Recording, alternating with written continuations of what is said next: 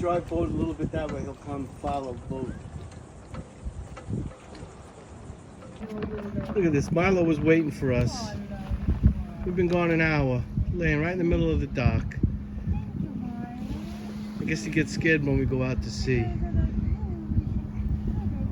There he is. Safety.